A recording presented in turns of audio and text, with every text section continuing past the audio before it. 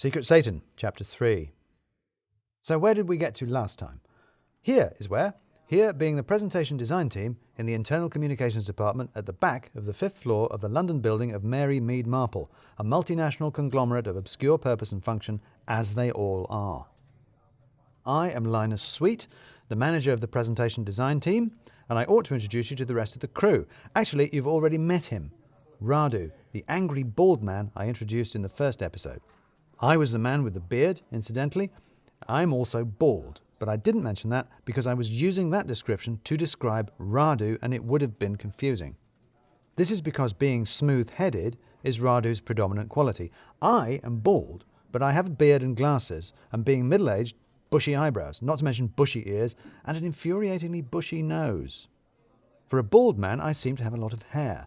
The point is, there is a lot going on head-wise, a lot of appurtenances and foliage, whereas Radu is smooth. His head is smooth. His face is smooth. He is depilated and shaved and moisturized. He is unadorned and featureless like a scrying stone or a milky, cloudy moon.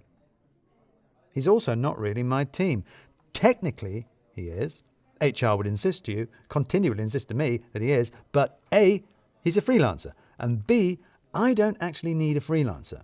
I am a team of me, because Mary Mead Marple barely needs one presentation designer, let alone a team of them, and this is probably for the best because I'm not even very good at managing myself, to be honest.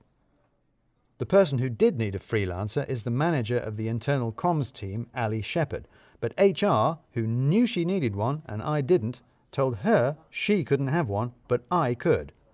Ali, being a more resourceful human than human resources, simply got me to hire one. This being Ali, I didn't even have to do the paperwork because she did it for me. And this being HR, they got me, Radu, who is extremely bad at the job. But that's not my problem, apart from in a technical sense. It's Ali's problem. And this is a good thing, since Ali is very good with problems. More to the point, I tend to do what Ali suggests. HR would say that we're both at the same rung in the managerial structure, but that's because they use language like that. Rung.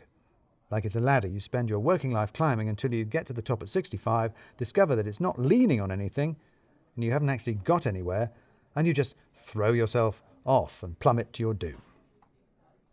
Anyway, I am very much not Ali's equal, partly because while I am a team of one, she has an actual team of 5 under her, and partly because she is actually good at her job and I am not.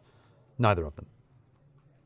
Quite why the Internal Communications Department is split into 2 teams of presentation design and everything else is a mystery lost in the shadows of the past, and not one I wish to try and solve, because I strongly suspect that that would end with me taking a demotion, and more importantly a pay cut. So while I sit there noodling about with PowerPoint all day, Ali's team do everything else: leaflets and posters, videos and training materials, microsites and intranet applications. Hence the bigger, more competent and more competently managed team. You've actually met them all in the cold open that I did with the party and the presents and the perishing. There was the man with the beard and the bald man, that's me and Radu. Then there was a woman in a Christmas jumper, a thin man and a short woman, and a woman with glasses and a man with a moustache. The woman in the Christmas jumper was Ali, making an effort, as usual. The thin man was the senior lead designer, Ned Fine. The only designer, to be honest. Do you know what the Peter Principle is? It's the idea that in any organization, anyone who's any good at their job will eventually be promoted to a job they're terrible at and then be stuck there. A good designer, like Ned, will deserve a promotion, only the only position open to him would be a managerial one, at which he'd be awful at, worse than me. But once he was there, being a bad manager, what do you do with him? You can't demote him back to being a designer, so there you are, stuck without a decent designer and lumbered with a ghastly manager instead. The senior lead part of Ned's job description was Ali's gambit to outfox HR and the Peter Principle. Fortunately, HR, being somewhat rabbity by nature, are easily outfoxed. Every few years, Ned gets a new job title and a nominal rise in seniority, and he stays being an excellent designer and everyone's happy. Apart from Lem, who had to work alongside Ned and kept finding himself technically junior to him, a technicality Ned liked a great deal. Lemuel Pointer was the man with moustaches, by the way, our videographer. editor, camera person, animator, one-man movie studio, and a man who rolled all the dysfunction of those roles into one tightly wound little package.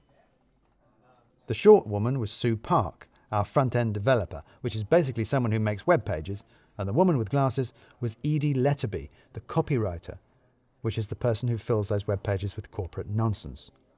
And one more person, the back-end developer, the coder, the computer programmer, the person who made everything work when he could be bothered, Tony Flint. He was the corpse.